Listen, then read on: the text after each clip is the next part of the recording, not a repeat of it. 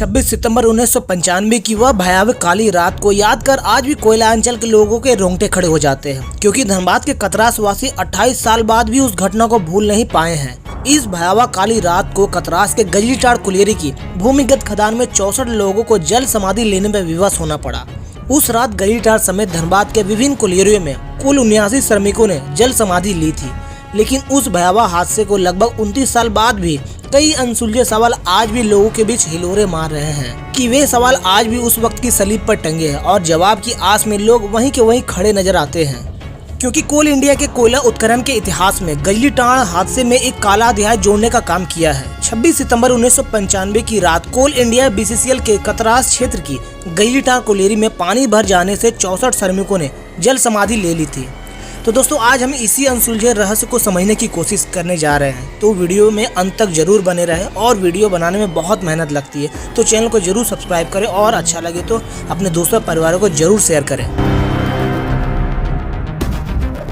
26 सितंबर 1995 रात के 9:15 बजे धनबाद के गजलीटाड़ कोलियरी में अचानक बिजली चली गई। मूसलाधार बारिश के बीच छाया अंधेरा आज तक नहीं छटा, क्योंकि कोयले की काली कमाई, भ्रष्टाचार की कालिक और अफसरों की कहली की वह काली रात आज भी उन 64 घरों में अंधेरा कर देती है, जिनके चिरागों को अंतिम सांस लेने के लिए खुला आसमान तक नसीब नहीं हुआ। जमीन के कई मीटर अंदर वे हमेशा के लिए दफन हो गए। सालों बाद भी गजलीटाड़ की वह भयावह रात को याद कर लोगों के रोंगटे खड़े हो जाते हैं। वही अब्दुल वाहिद से लेकर लोधा मांझी के परिजनों के लिए यह तारीख कभी ना भूलने वाली ऐसी रात है, जो खानों में काम करने वाले किसी भी मजदूर को नसीब ना हो। एक बार फिर चास नाला हादसे को दोहराया। दोस्तों, अगर चास नाला हादसे के बारे में जानना चाहते हो तो इस वीडियो को जरूर आप देख सकते हैं। दोस्तों, नई पीढ़ी तो नई सदी के चंद सालों पहले हुए इस भयानक हादसे के बारे में जानती भी नहीं होगी, लेकिन जिस तरह से कोयले की काली कमाई का सरकारी और गैर सरकारी संगठन से चल रहा खेल एक और हादसे को निमंत्रण कर रहा है, उससे सबक लेने की तारीख है 26 सितंबर। गजलीटाड़ में काम करने वाले पुराने पीढ़ी के लोग आज भी उस भयानक रात को याद कर सिहर जाते हैं, जब गर्मियों में लगभग सूखी रहने वाली कतरी नदी अचानक इतना पानी कहां से आ गया। आसपास के तमाम खानों में जल प्रलय का शिकार हो गया। साल 1996 में शुरू हुई गजलीटाड़ कोयले की खान में यूं तो छोटे बोड़े हादसे अक्सर होते रहते थे, लेकिन 1995 में हुए हादसे जो सवाल खड़े किए उसका जवाब आज तक हासिल नहीं हो पाया है। 26 सितंबर 1995 को शाम 4 बजे से लेकर 12 बजे रात तक की शिफ्ट में 92 कामगारों ने अपनी हाजिरी लगाई थी, जिनमें से 10 ठेकेदारी कर्मचारी थे। रात के 9 बजे तक 6 टन कोयला निकाला जा चुका था। करीब 9:15 बजे अचानक बिजली चली गई और बारिश की बूंदाबूंदी तो हो ही रही थी, लेकिन 8 बजे रात तक धनबाद और खास तौर पर झरिया के इलाके में भयानक बारिश हुई थी। बिजली नहीं होने की वजह से मैन वाइंडिंग की गई और 28 व्यक्तियों को, जिनमें से 10 ठेके कर्मचारी शामिल थे, उन्हें बाहर निकाला गया। बाकी बचे 64 मजदूर रात के 11 बजे तक लगातार संकेत भेज रहे थे कि उन्हें बाहर निकाला जाए। यह मजदूर अंगार पथरा के पीठ संख्या 6 में जमा हुए थे।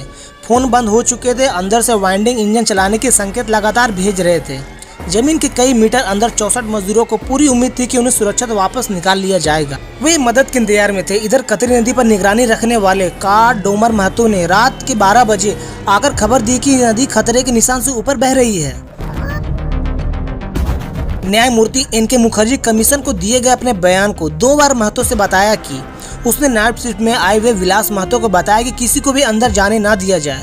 जांच आयोग के दिए गए बयान के मुताबिक डोमर महतो ने जब्राइल मियां के साथ जाकर कतरी नदी का मुआयना किया और देखकर हैरान हो गया कि जल स्तर बढ़ रहा और घट रहा है। उसने फौरन सुरक्षा अधिकारियों और प्रबंधकों के बंगले पर दौड़ लगाई और खतरे के बारे में आगाह किया।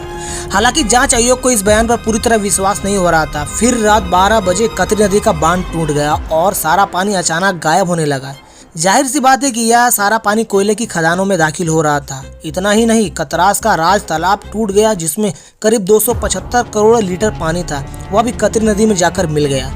इधर गजलीटाड़ खान के अंदर मजदूर अभी भी मदद की उम्मीद में बैठे हुए थे। डूमर महतो ने सेफ्टी मैनेजर और मैनेजर को खतरे के बारे में बताया। सेफ्टी मैनेजर PL वर्मा और मैनेजर नागेंद्र सिंह आगार पथरा के पीठ संख्या 7 की ओर दौड़े तो उन्हें पता चला कि अंदर 6 मजदूर अभी भी काम कर रहे हैं और उन्हें फौरन किसी तरह से बाहर निकाला गया। इसके बाद ये लोग पीठ संख्या क्षेत्र के पास पहुंचे, लेकिन बिजली नहीं होने की वजह से और बॉयलर खराब हो जाने के कारण मजदूरों को निकालना मुश्किल लगने लगा। किसी तरह से उन्हें पीठ संख्या 4 के पास भेज दिया गया। इधर कतरी नदी का पानी तेजी से खदान के अंदर घुस रहा था। रात के 1:30 बजे तक कतरी नदी ने अपना रास्ता बदल लिया और गलीटाड़ के साथ आसपास के दूसरे खानों में भी पानी भरने लगा। नीचे फंसे मजदूरों को बचाने के लिए तमाम उपाय बेकार साबित होने लगे। दोस्तों, गलीटाड़, कतरास, चेतुडी, कतरास प्रोजेक्ट, सलेमपुर कोयला खानों में 3000 मिलियन गैलन पानी भर चुका था। भूमिगत खानों में जलाशय में तब्दील हो चुकी थी। 64 लोगों की मौत ने पूरे कोयला अंचल को मातम में डुबो दिया। खानों से भरे पानी निकालने के लिए उस वक्त भी पर्याप्त साधन बीसीसीएल के पास नहीं थे। कई देशों से मदद भी मांगी गई, कोई फायदा हुआ नहीं। कई महीनों तक लगातार मोटर चलाने के बाद पानी पूरी तरह से बाहर नहीं निकाला जा सका। कई बार पानी के अंदर कोयले की खानों में आग लगने की घटना सामने आई। इस दुर्घटना की जांच के लिए सरकार ने न्यायमूर्ति एन.के. मुखर्जी की अध्यक्षता में आयोग गठित किया। 26 जून 1998 को आयोग ने अपनी रिपोर्ट तो सौंपी, लेकिन तब तक सरकार ने जांच बंद करवा दिया था। जस्टिस मुखर्जी ने अपनी रिपोर्ट में साफ तौर पर इस दुर्घटना के लिए खान सुरक्षा महानिदेशालय को जिम्मेदार ठहराया। बीसीसीएल के बड़े अधिकारी की जिम्मेदारी भी तय की गई थी। रिपोर्ट में कहा गया था खनन सुरक्षा महानिदेशालय के गलीटाड़ कोयला खान के 4 यूपी सेक्शन तथा आगरा पथरा कोयला खान के एनपी सेक्शन के बीच कॉल बैरियर को मिटाने की अनुमति दे दी थी, जिसकी वजह से कतरी नदी का पानी खान में प्रवेश कर गया। अगर यह कॉल बैरियर नहीं हटाया गया तो बांध टूटने की वजह से भी खानों में कतरी नदी का पानी प्रवेश नहीं करता। इतना ही नहीं, तमाम कायदे कानून को ताक में रखते हुए बाढ़ के वक्त पर्याप्त सुरक्षा उपाय भी नहीं किए गए। साल दर साल लापरवाही बरती गई। कतरी नदी पर जो बांध बना था वह पर्याप्त नहीं था। जांच रिपोर्ट के कार्यवाहक महाप्रबंधक को जिम्मेदार ठहराया गया। वैसे हालत को देखते हुए महाप्रबंधक रातों रात बंगले से गायब हो गए थे। करीब 8 महीने के बाद गलीटाड़ से 5 कंकाल बरामद किए गए, जिसके सिर पर टोपियां लगी हुई थी, जिनसे मजदूरों की पहचान की गई। दोस्तों, 30 साल बाद भी भले गलीटाड़ खान दुर्घटना को लोग भूल गए हो, लेकिन यह याद करना जरूरी है कि एक बार फिर कोयले को निजी हाथों में देने की तैयारी चल रही है। कोयले के धंधे में करप्शन अपनी चरम सीमा पर है और सुरक्षा मानकों की अब कोई जांच पड़ताल नहीं हो रही है। आउटसोर्सिंग का जमाना है। पुरानी गलतियों से अगर अब भी नहीं सबक लिया गया तो हादसे इंतजार में है। तो दोस्तों, इस खान दुर्घटना के बारे में आप लोग अगर जानकारी थी तो कमेंट सेक्शन में जरूर बताओ। और वीडियो कैसा लगा, वीडियो अच्छा लगा तो वीडियो को लाइक जरूर करें और अपने दोस्तों परिवार को शेयर जरूर करें। और ऐसी इन दोनों वीडियो के लिए चैनल को जरूर सब्सक्राइब करें। मिलते हैं अगले वीडियो में, तब तक के लिए जय हिंद, वंदे मातरम।